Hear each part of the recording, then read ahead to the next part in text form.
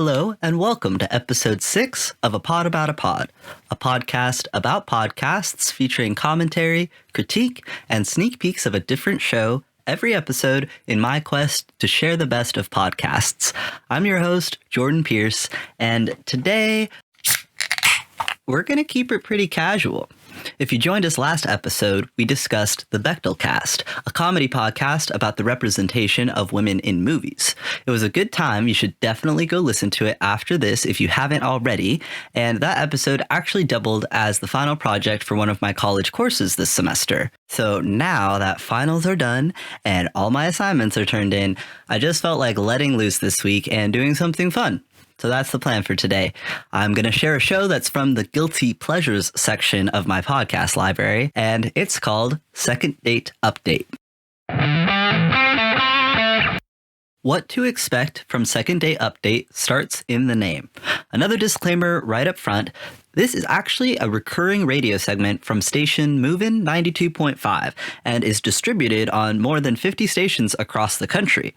I'm still going to refer to Second Date Update as Podcast X because the content is available for consumption on podcast listening platforms, and that's good enough for me. The show used to feature co-hosts Brooke and Jubal in the morning, but as of just last month, there's been a switcheroo, and now the show is known as Brooke and Jeffrey in the morning. More to come on that in Quick History and Meet the Talent. For now, we're talking about what to expect, and to be honest, the show is consistently formulaic.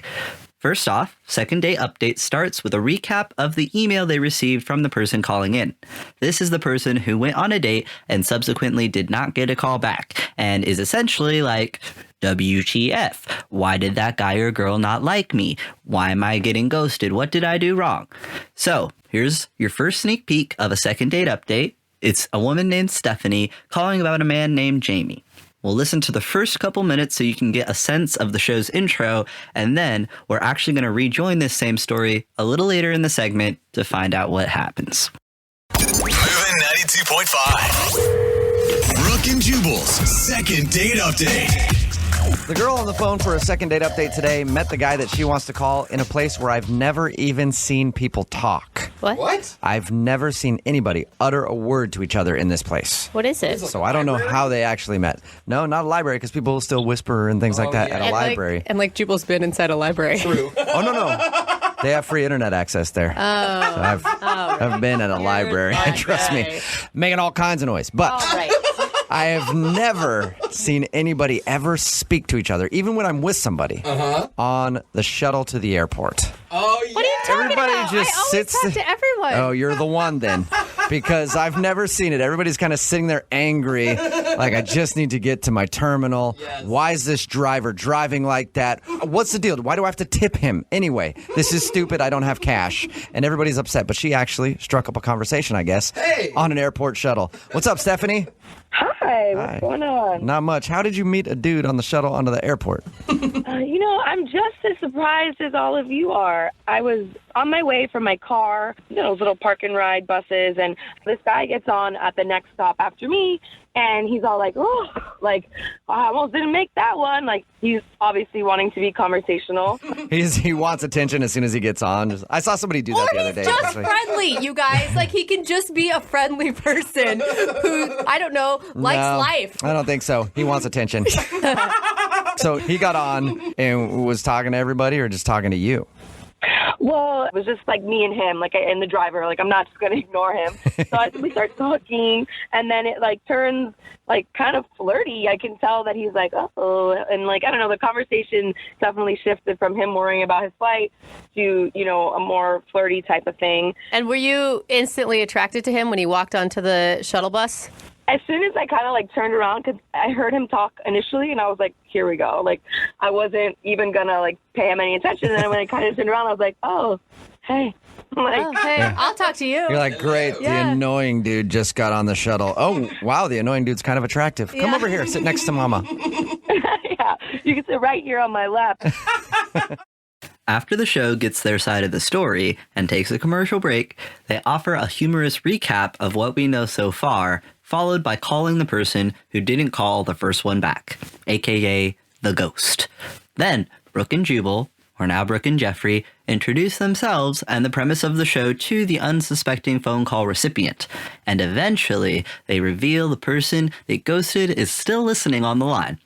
To recap this episode we're sneak peeking, they call the dude and he confesses that he was actually writing a book on how to pick up women in weird places, and that's why he was flirting with this girl on the airport shuttle. I'm sure the lady is going to love that. Let's listen. If I can hold up for a second, what's your name again on the phone?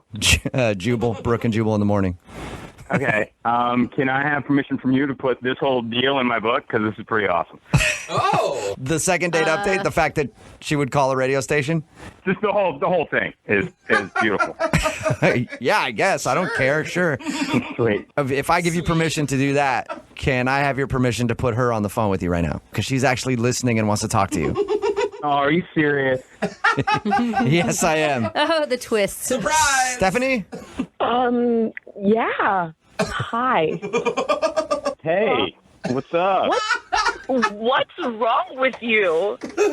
Nothing? No, but like at a fundamental level, like what's wrong with you?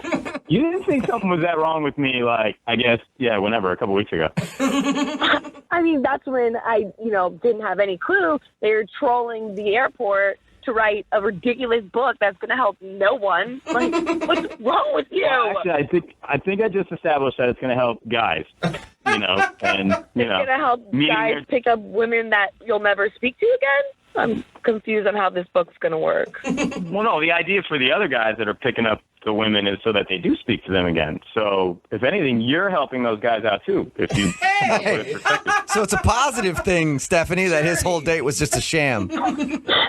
There's nothing positive about any of this. Are you pissed? It's like a combination of like rage and like speechlessness. So I'm having like a real bad struggle, like not jumping through the phone and tearing out your eyes. So it's a yes. And like also looking for the right words to say. Look, I'm sorry that you're offended, but you do have to understand that you were part of a much bigger project, and you were a positive part of it. So that's good. I mean, obviously, I wouldn't have interacted with you in a way that was fun if I wasn't actually enjoying our conversation. So we can, you can look at it that way. I just, I honestly just can't believe that I bought the whole thing. It seemed so sincere and impromptu, but you had been running this game up and down the airport all day. Well, if it makes you feel, I mean, you were probably the nicest person that I talked to. Oh, that's You don't remember sweet. that. You're such a liar. You didn't even remember who she was when we called you. Well, I remember now. So as we just heard, we get the other person's perspective, their version of the date's events, often with some surprising twist or important information that the first caller neglected to mention. Finally, either the co-hosts make the big reveal or the secret eavesdropper rats themselves out by chiming into the conversation. The premise of Second Date Update promises conflict, drama, and the occasional happy ending simply by the virtue of what a Second Date Update fundamentally is and does. That guitar riff means it's time for quick history. The Brooke and Jubal program debuted in 2011 on Movin' 92.5. Jubal Fresh, a stand-up comedian, radio and TV personality, and comedy writer known as Jubal Flag at the time, was paired with veteran radio personality Brooke Fox.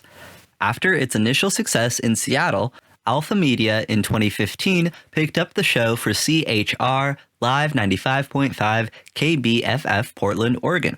A year later, Premier Networks launched the show into national syndication.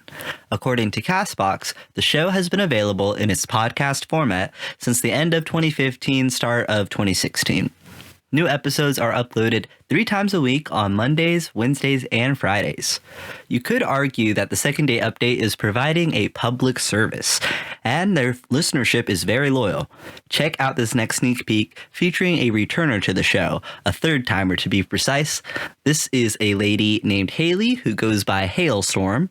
After this sneak peek, we'll be right back for a break, and afterwards, I'll be back with Meet the Talent. We do a lot of second date updates on this show, and we have people who email us for second date updates all the time. all the time. All the time. Like- And some of those people become friends of the show because we get to know them because they've done more than one second date update. Uh-oh. Especially one person. Oh, no. who emails us a lot. And I wouldn't even really consider her a friend of the show anymore. I kind of consider her more a family member almost. I'd like to introduce you to our friend, Hailstorm. What's up, Hailstorm? Hailstorm. What's up? Yeah. Girl, you haven't changed a bit, have you? She's back.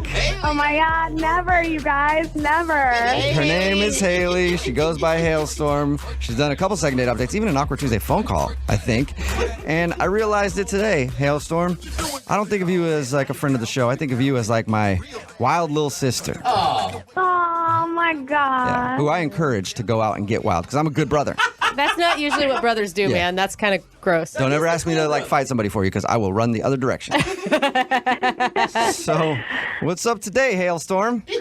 Oh my gosh, you guys. I had a crazy weekend and I need your help. Oh my God. So wait, Haley, why are you doing all these second date updates? Is your dating life that bad? No, I have dates all the time. It's just the ones that never call me back that like piss me off. Okay. And so you want to know why they're not calling you back? Exactly.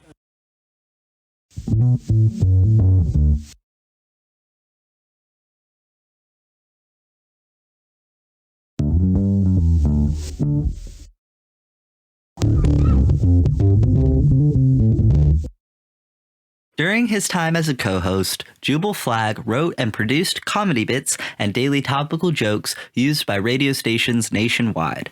As the son of two ministers, the stand-up comedian attributes his quirky sense of humor to, among other things, growing up with the name Jubal. Brooke Fox has been in morning radio for 17 years and previously hosted or co-hosted shows at KZZU-FM Spokane, KKRZ Portland, and KQMV Seattle. High five to me for getting all those acronyms right on the first try.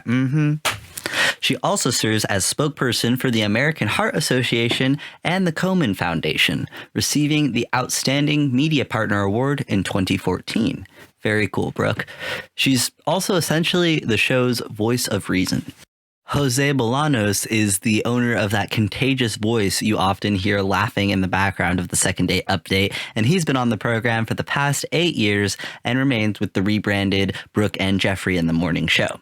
I love his laugh, honestly. I thought for your next sneak peek of doing a compilation of Jose laughs, but honestly, the editing for that would have taken a bit too long. So instead, enjoy this sneak peek that probably has plenty of Jose laughter, just not isolated all by itself. Joining us for today's second date update, Carolyn is on the phone, and today she wants to try to get a second date with Adam Levine from Maroon 5. That's essentially it. Sounds weird, but she actually went out with this guy named Rob, who she didn't like very much. Yeah. Was bored on the date, thought that he wasn't that attractive, and what else didn't she like about him? Just all around, didn't really like him very much. But one thing she liked. The one thing she did like is that he has some sort of meet and greet tickets with Adam Levine, and so she wants to do a second date update to hopefully go out with him again so she can be the lucky person who accompanies him.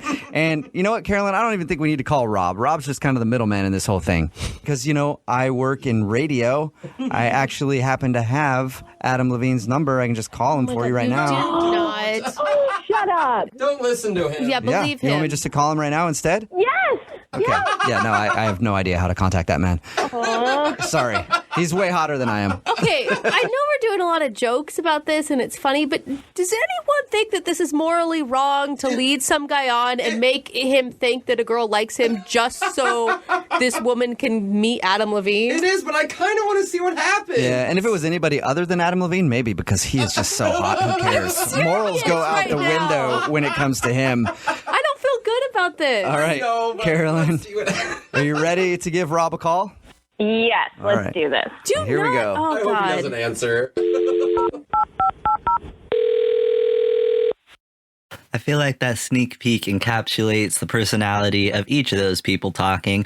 We get the voice of reason from Brooke, we get the contagious laugh from Jose, and we get the troublemaking, shit-stirring activity of Mr. Jubal Fresh. Now, young Jeffrey Jubal's replacement, has been with the show for 7 years, serving as an assistant producer prior to being upped to executive producer in December of 2019. He has taken on a more active on-air role on Brooke and Jubal in the Morning over the past 6 months to positive listener response, according to this article I read anyhow. As of April of 2020, just last month, he is just straight up Jubal's replacement. I don't believe any of the sneak peeks I'm using from these episodes of Second Day Update actually include young Jeffrey, so if you'd like to learn more about him and his style, what he's bringing to the show, I recommend checking out the newest episodes of Second Day Update. From what I can tell, he satisfies the same personality archetype as Jubal in terms of the sarcasm and the teasing humor, but it remains to be seen if he's just as funny as Jubal always was. We've arrived at the segment of the show entitled Why It's Worth It. I think one of the reasons Second Day Update is so addicting is the episodes are short and sweet at around 15 to 20 minutes and hit you with the dopamine right in those pleasure centers with a consistency. Pod X scratches the same itch for me as watching reality TV. I don't know who these people are, but I relate to them, and the show places them in this expected predicament with semi-unpredictable results. Many of these episodes can be categorized broadly as including deception, maybe cheating, being late, an ex somehow being involved in the date. There's plenty of recurring tropes, you could say, playing out throughout the proliferation of episodes. That being said, there's a fair amount of diversification in how the show's structure can be applied to a variety of people and situations. The first sneak peeks that I happened to feature, the first 3, were of women calling the show to get in contact with a man. However, this next sneak peek is about a man named Thomas calling about a woman named Cynthia. Well, Cynthia, I do need to let you know that Thomas is on the other line listening to this conversation. He's on the phone. Yeah. For real? I'm sure? Oh, my God, no. Wait a minute, nah. We had a good time. You know, big things come in small packages. Yes. He's right. Thomas, I didn't know you were there. I am so sorry. It's so embarrassing. Come on. You didn't have to look down on me that far. It was barely bent over. Thomas, my back was hurting by the time I came back up. Come on, now don't do that. You know the back was hurting because of that whipping I put on you and bowling. We had a good time, man. You know what? You're right. We had an amazing time. It's just, you are short. Oh. I keep hearing you this whole time. All you saying is that you had a good time, and you said I'm handsome. Thank you. I don't see why we can't go out. You can't look past my shortness. Oh, goodness. I did. You're right. You're totally right. I don't think it's gonna work. Just not gonna work. And I'm not 5'2". I'm 5'4" and a quarter. And if I stretch, 5'4" and a half. It was the heel. Yes, you see, that's Cynthia, he important. could stretch out to you and get to 5'4" and a half. On a good day, I can stretch and then I'll be tall as I can be handsome. Cynthia, you've got to give it another chance. I mean, He sounds like a great guy. So, Thomas, it doesn't bother you to, date a woman that towers over you? Like, I literally tower over you. That don't bother you at all? You know, as a short man, I can do things other men can't do. Okay. You know what I'm saying? You got stuff underneath your cabinet? Boom, I can get that. You ain't got a bed to hurt your back. You know what I'm saying? Something going to the bed, I could just pretty much backflip under there if I need to. I'm telling you, anytime you need your shoes tied, I'm right there. I can stand up doing it. You know what I'm saying? He's so funny. Cynthia, you have to say yes to him. Wow. I know you laughing. You think I'm funny. I know you get this pretty smile on your face. Uh-oh. And complimenting the smile. Come on, Cynthia. Thomas, stop. Cute. Come on, you girl, you got me acting crazy. I had to call the radio station to get you to talk to me again. Thomas, will you stop? You're embarrassing me on this radio station. You know, I do whatever it takes to make you smile. That's all I'm trying to do for the, next foreseeable future. At least one more time. Thomas, you are bad. You're too much. Stop it. I'm just trying to get a little bit more of your time, Mama. That's all. You sure know how to win someone over. So there you go, Cynthia. Will you go on a second date with Thomas? We know he's short, but He sounds like an awesome dude, and it sounds like you like him. Will you go out with him one more time? We'll pay for it. Maybe I'm being a bit judgmental, and Thomas, you make me laugh. Yeah. So, yes, I will go out on a second date. That's what I'm talking about. That's what I'm talking about right here. It's a victory for short dudes everywhere. Congratulations, Thomas. You got a second date, and yes, you scored a victory for short guys all across the world today. All right, so I'm a shorter dude. I'm literally 5'5.5", although I've never backflipped underneath a bed before. This Thomas guy, he is such a smooth talker, and I feel like that sneak peek is a good example of the best second date update has to offer. A happy ending for the couple in question, with potential pointers on how to earn a happy ending yourself for the listeners at home. No matter what your in real life relationship status is, Second Date Update will remind you why you should be grateful for it. Room for improvement. This is the part of the show where I make suggestions on how Pod X can improve. Because the Second Date Update's premise is so watertight and results driven, it's a little hard to poke holes in their system. But there is one glaring exception to that statement, which continues to baffle me. Where are the queer people? Seriously, most estimates I've heard claim gay people make up as much as 10% of the general population, so shouldn't around 10% of the Second Date Updates feature gay or lesbian folks? Something doesn't add up. If anyone listening decides to do a deep dive of their own and manages to find an episode of Second Date Update featuring any queer representation, please email me about it at apod@gmail.com. Personally, I've listened to hours and hours of this show, both recreationally and as research for this episode, and somehow I've yet to encounter a single episode featuring 2 women, 2 men, or any queer representation at all. It's kind of weird and pretty inexplicable. Speaking of inexplicable, your sneak peek for this Room for Improvement section is actually going to be an example of something Second Date Update occasionally does right. In this episode, a woman named Jackie is calling the station about a man she met named George, who told her that he was from the UK and visiting as a guest lecturer for a local college. Here's an example of the show's best investigative journalism, if you will. And the reason I chose this excerpt to share during Room for Improvement is I feel like Second Date Update should offer more of this level of thoroughness as a regular part of their show. What was her name? Her name was Jackie. You met her at a bar a little while ago? Yes. Yes, Jackie. Mm-hmm. Well, she's just curious why you don't want to see her again, or if you do want to see her again. I do want to see her again. I've just been very busy. I mean, we had a wonderful night that night. I saw her across the bar, and she was lovely, and we got on quite well. I actually liked her. It's been hard to answer this line. So there's no other reason why you're not calling her back. You've just been busy. Oh, yes. Teaching classes during the day, and then at night, and it was very hard to get social. Hey, George. Oh, that's... I need to be honest with you. Yep. We're a show that does our homework. Mm-hmm. Yes. And before we call anybody, we try to find out as much as we can about them. Right. Okay. That's why my producer Boyd, looked up all your information, checked around at the university that you claim to be working at. Oh, no. And found no record of an English guy with your name being employed there for the semester. George! What?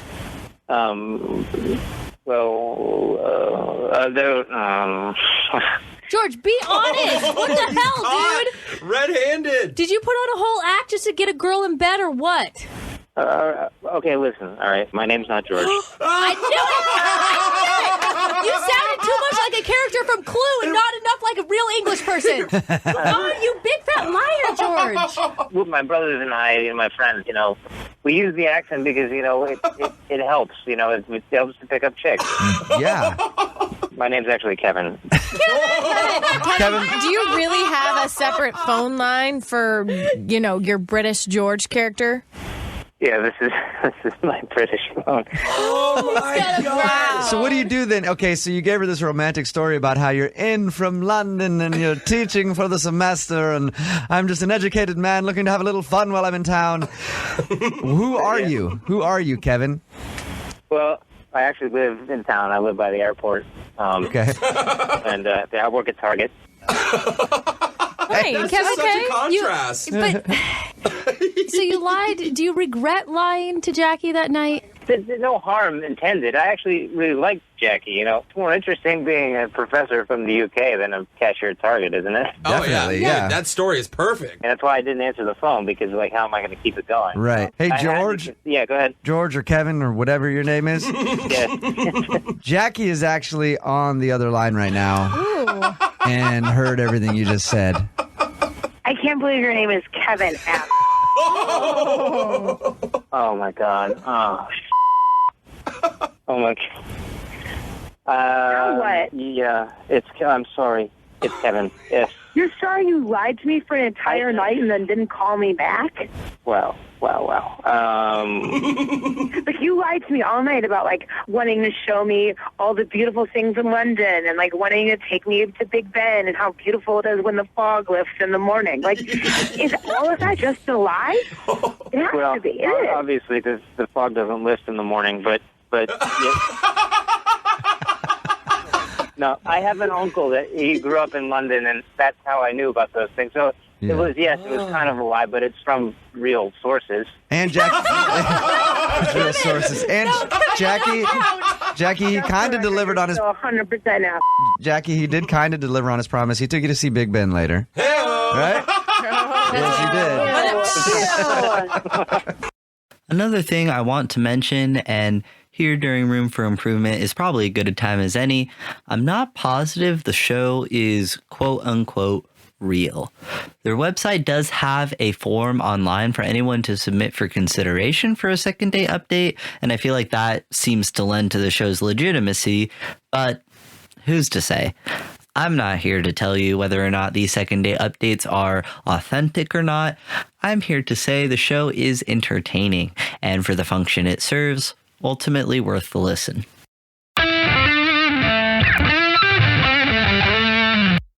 Welcome to the Peanut Gallery, aka the end of the episode.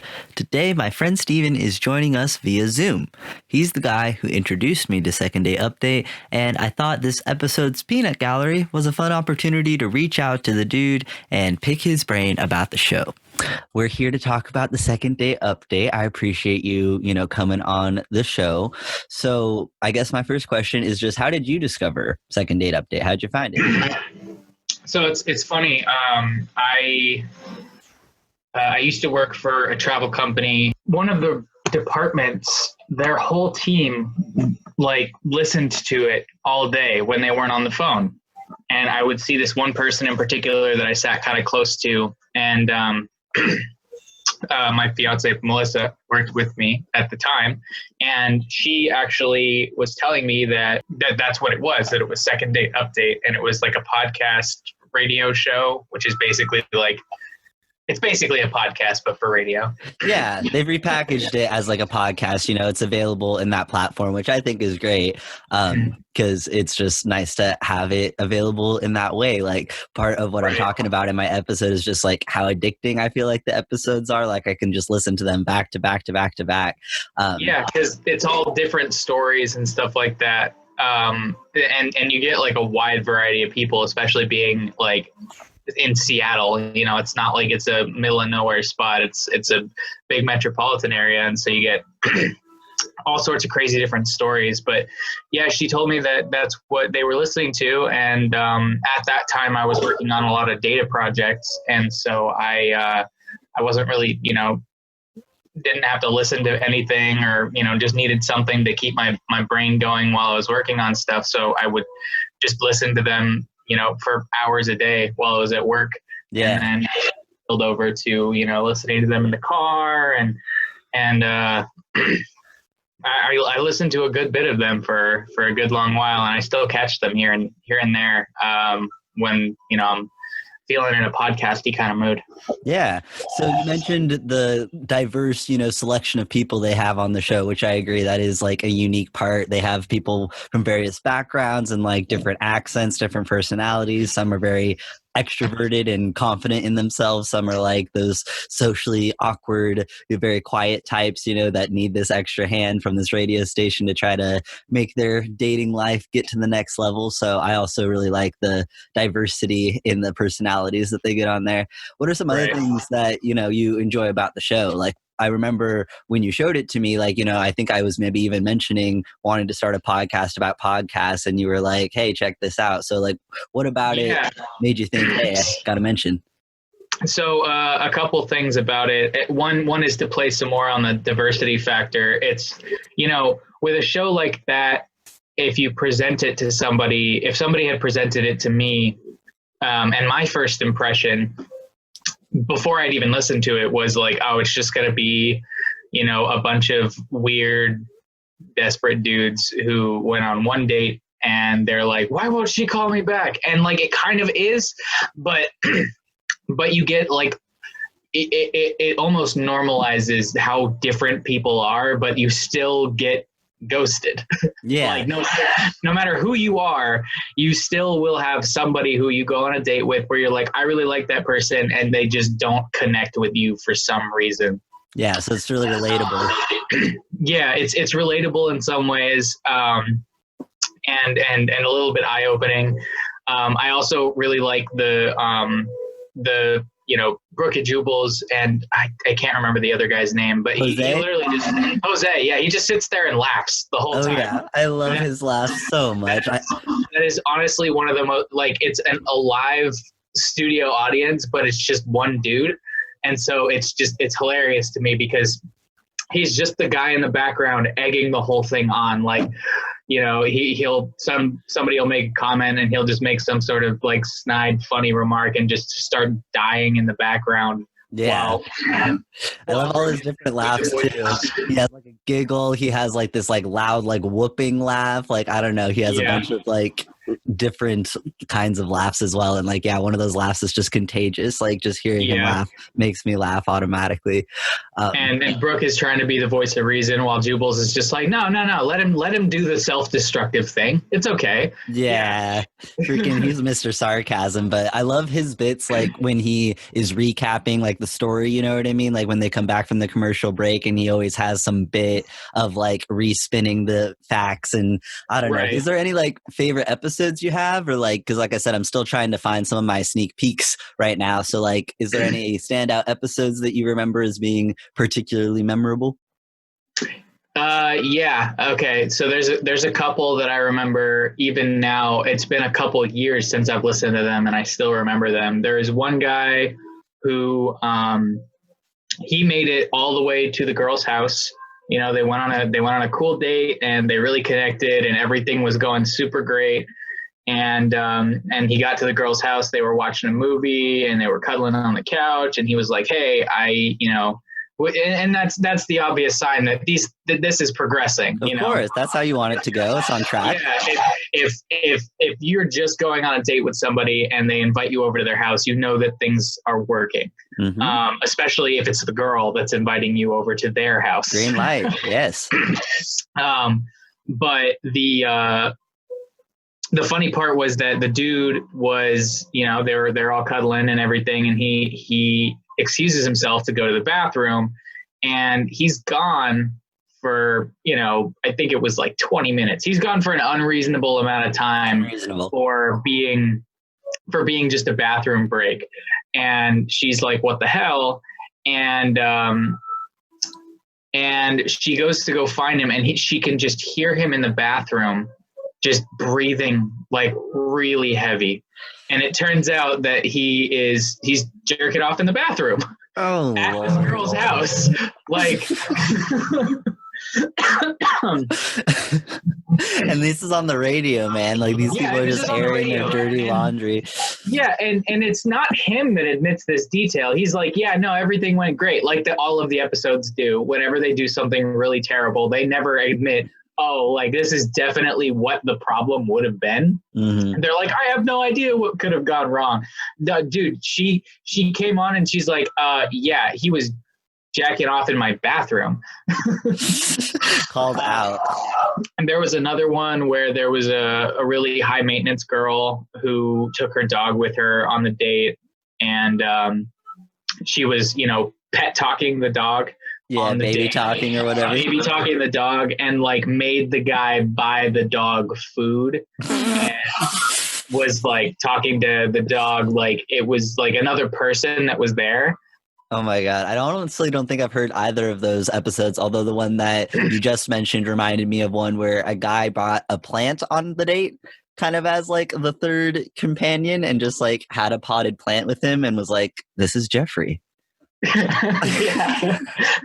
So honestly, I relate to that. I'm that kind of weird. I feel like that's a good conversation starter. Yeah, I've got a succulent in one of the cup holders in my car. His name is Jeffrey, and he goes with me everywhere I go. And every time I get a slush from Sonic, I pick up a little water cup so I can give him some water. Adorable. I literally am going to send you a meme right now that you make me think of, because this is our friendship. Well, I appreciate your time today, Steven, coming on and joining me for the Peanut Gallery at the end of this episode. And yeah, I was just reminiscing, man, about that 4th of July we spent together with Melissa. And I think that was the very first time you showed me Second Date Update, because I think maybe you'd like sent me a link or something. But yeah, then we were all in the car. We were leaving the fireworks, and I had sent you a link so that you could go check it out. And I remember a few days later, you were like, dude, this is awesome. I love this. Yeah, because I was still delivery driving for Pizza Hut. And so, I was driving around and everything. It was like a perfect, really short podcast that was like one delivery there and back to the store. It was like that 17-minute window. So yeah, I really appreciate you showing me the show, man. I think it's worth the listen for everybody else out there, for just something fun in the background, some light entertainment in these times. So thanks again for coming on. Yeah, of course. Thank you for having me. As always, thank you for joining me on another episode in my quest to find the best of podcasts.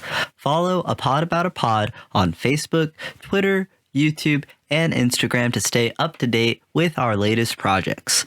Email us at apodaboutatapod@gmail.com with any feedback or suggestions for a show you think deserves a feature on APAAP. Next episode drops May 31st. Until then, happy listening.